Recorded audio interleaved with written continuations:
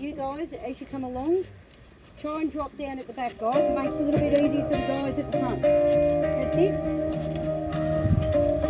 That's it. Right. Thank you. Yep. Now we've got to straighten it up a little bit. Get over to your way. That's it now. Right, we're right here, Bob. They had me hypnotized to hearts collide. Done well. I should have held on tight and get her off my mind. She moved me.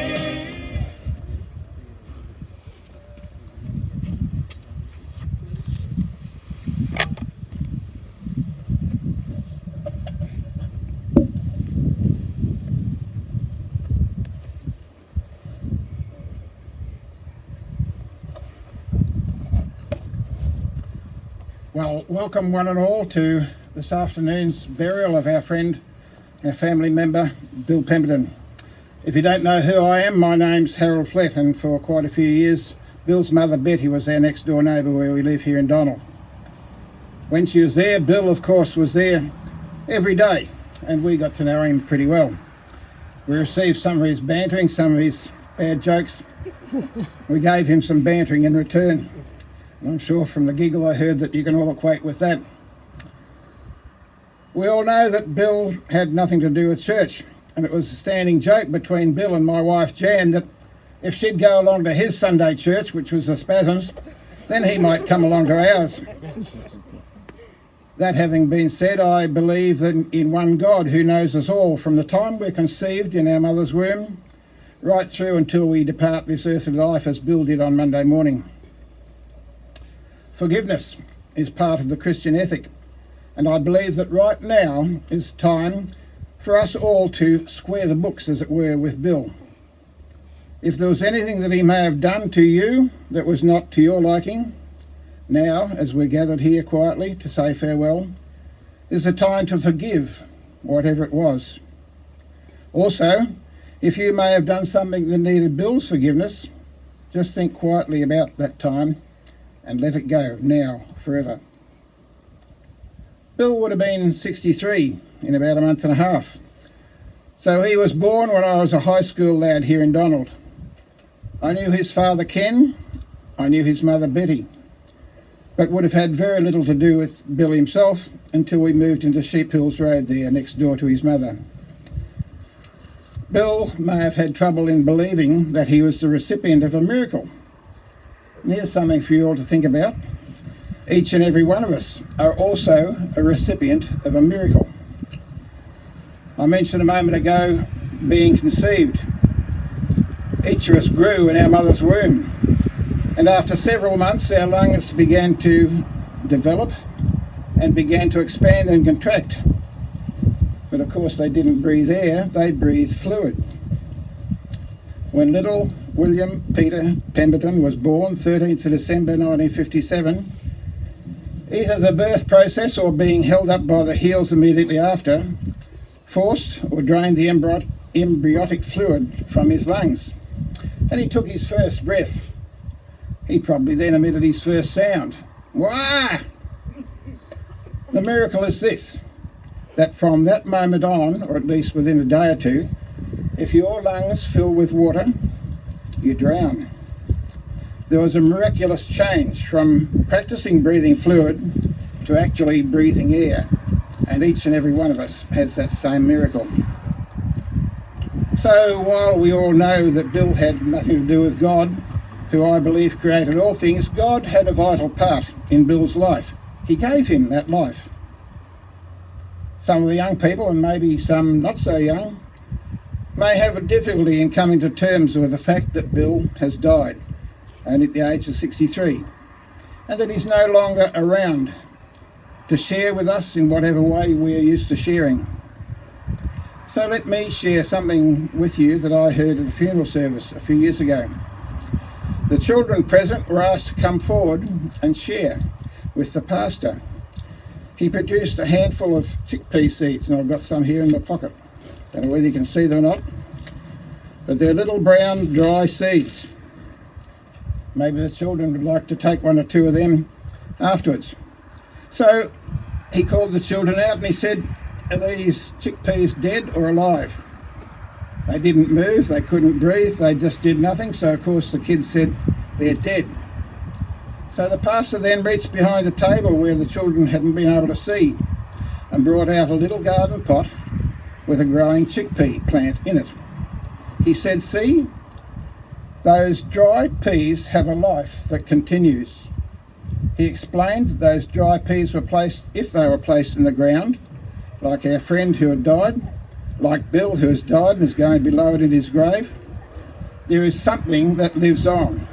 And as long as you here today remember Bill, the fun you had with him, the good times, the bad, part of Bill lives on.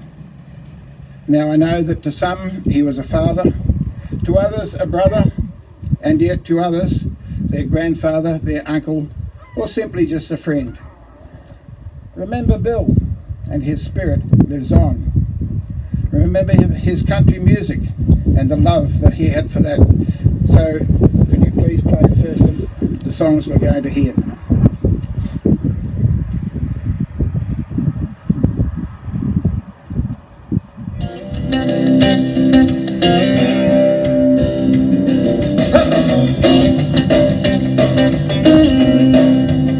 We've been shearing sheep, we've been mustering stock, we've been culling out roots, we've been spraying the crops, we've been droving cattle up an old stock route.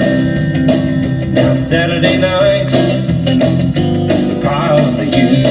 We're the boys from the bush and we're back in town. Sing along if you like. Well, the dog's in the back and the foot goes down. We're like members of the Outback Club. We're the boys from the bush come in from the scrub. We've been out in the heat, we've been loading the trucks, fixing fences, we've been choking on dust. We curse the rain, we curse the drought. Now it's Saturday night, and we're all in the shout. We're the boys from the bush, and we're back in town. We get high when the sun goes down. We're like members of the Outback Club. We're the boys from the bush, coming from the scrub.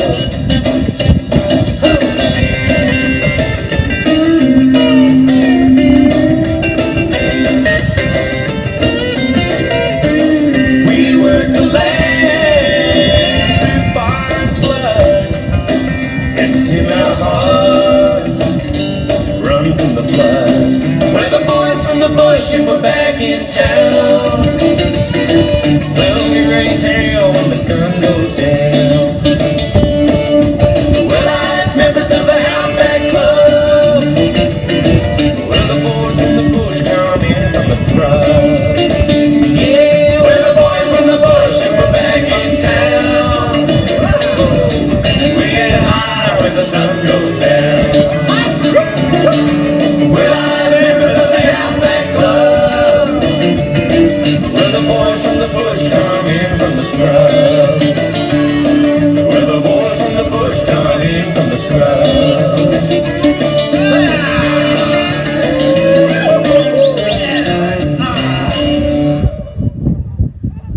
You can all remember Bill playing that sort of stuff, I'm sure. Now, something I omitted at the start was to make sure that all of you have your names recorded by the folk here for Bill's family and for COVID. So if you haven't seen one of them and written your name down, please do so before you leave. What follows is what I've learnt from Bill's close family.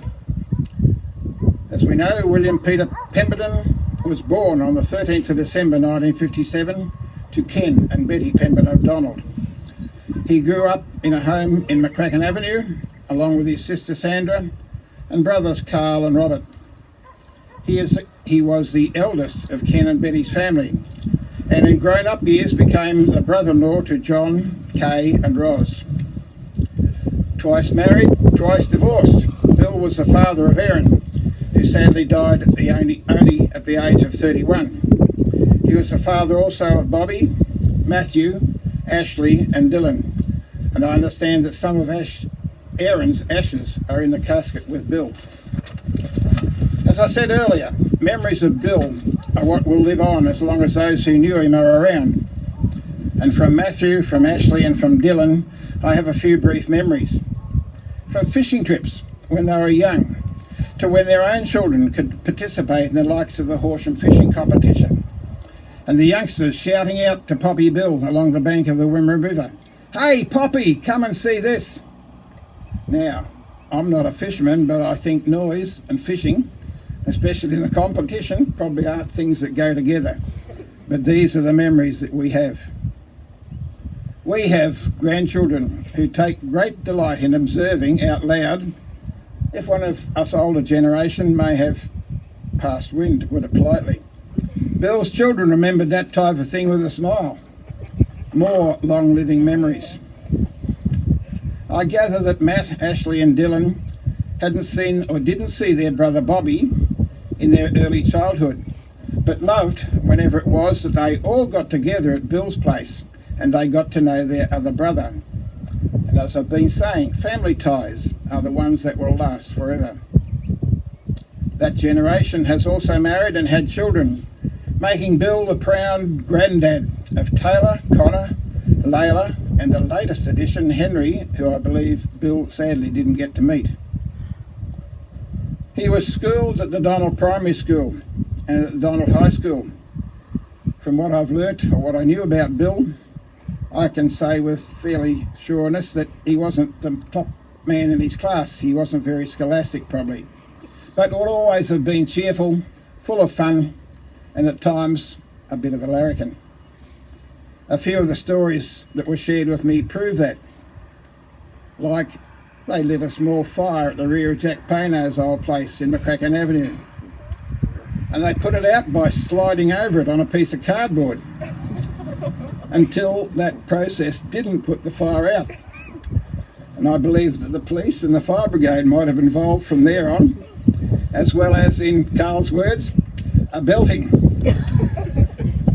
Bill thought it was funny when, with a slug gun, he shot his brother Carl in the backside. Now, I happen to have owned a slug gun myself in days long ago, and while maybe a bit dangerous at close range, a little further away and through a layer 2 of clothing, might not have been able to inflict too serious a wound. But I'm told that Carl feigned serious injury, limped home and into his room until Bill was receiving another belting, which caused Carl to laugh. And I get the feeling that that lessened the seriousness of that incident somewhat. There is obviously a lot of Bill's 62.5 or 62 plus years not covered, but here's one more from Bill's early childhood that Sandra knew about. When Bill was only 4, he went missing. They couldn't find him anywhere. The fire brigade and quite likely the police as well were called in. They searched all around and found no sign of him. Fearing the worst, they started to make plans to drag the river, which is not very far away from McCracken Avenue. Luckily, someone had to go to the toilet. And in those days, the sewage before sewage and indoor toilets, it was an outside, down the backyard affair.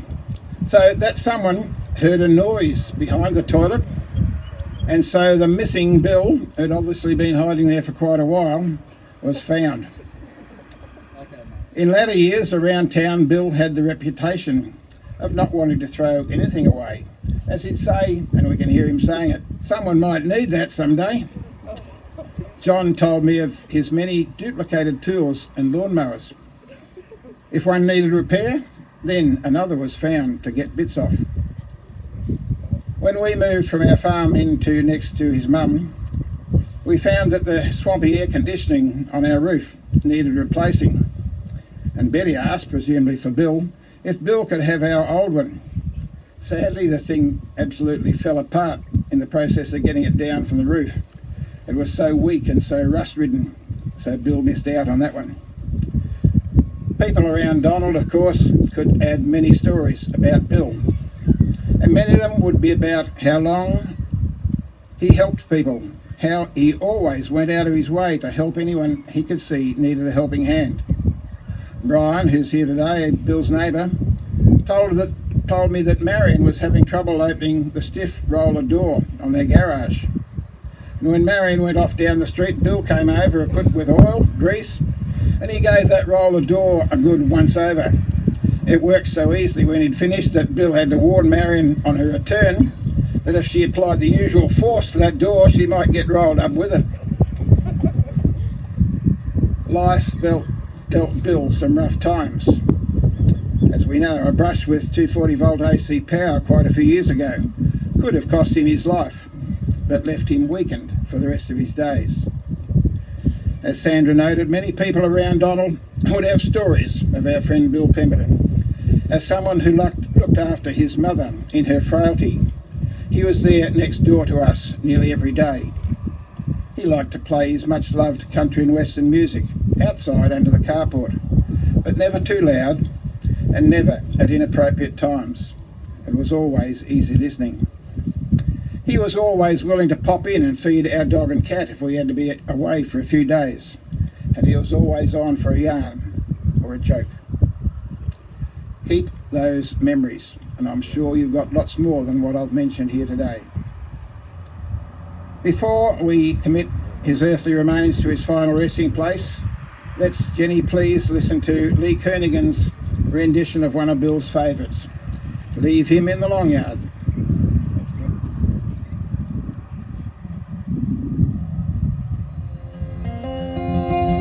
Well, he's looking kinda jaded, and his sight is not the best, and the hair around his muzzle's turning grey. He has seen 100 musters, and I think it's only fair we leave him in the long yard here today. He was broken in the 60s, maybe 63 or 4. I never thought that always seemed to be on hand. Never have I seen him beaten by a bullock in the bush, and at night watch he was picked of all the land. Hey, so leave him out there in the long yard, do not rush him. Leave him out there with his mate, the Bally Bay, with his mates that he can graze, he can laze with. Leave him there and we will turn him out today.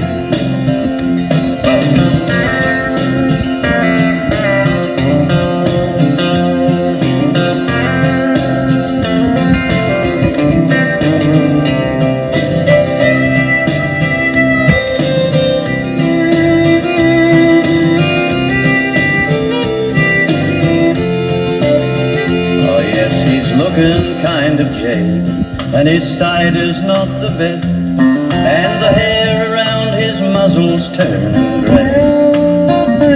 He has seen 100 musters, and I think it's only fair that we leave him in the long yard here today. He's entitled to some kindness in return for all he's been. Now he's failing and his step is getting slow. Let him squander his last summers by the river with his mate, in the paddock where the sweetest grasses grow. So leave him out there in the long yard, do not rush him. Leave him out there with his mate, the Bally Bay. Leave him there alive to smoke, oh, we'll catch him. We'll pull his tail and turn him out today. Yeah, leave him out there in the long yard, do not rush him. Leave him out there with his mate, the Bally Bay. Leave him there till after smoke, oh, then we'll catch him.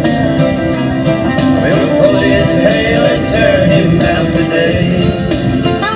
Yes, we'll pull his tail and turn him out today. I'll leave him there and we will turn him out today. Farewell, Bill. You'll be greatly missed. Now is the opportunity for you to come forward and pay your last respects. I believe there's something appropriate. We know Bill and his love of beer. There's some ring pulls to be able to put in the grave with Bill.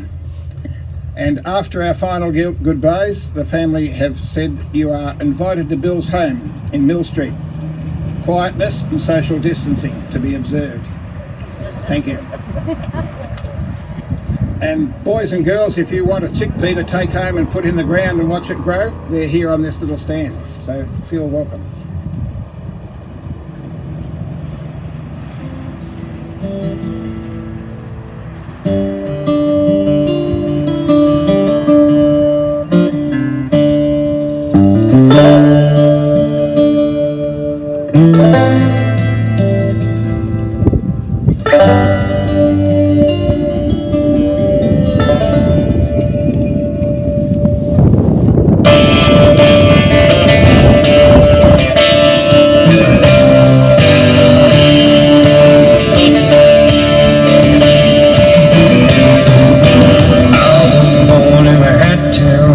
Raised on the water go.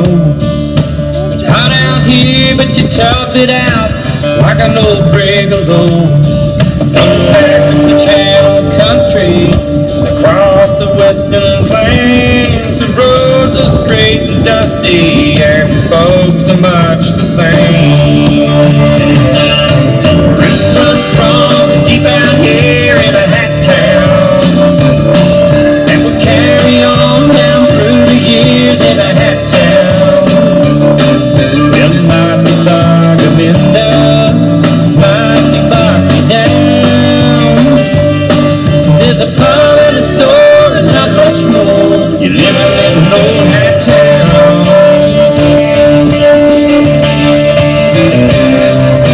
Stuck out in the heat haze, half of 60 zone. Just a rag-tag bunch of buildings made of wood and tin and stone. There's a swag of stories, most of them are true, of how the locals pass the hat around, pull each other through.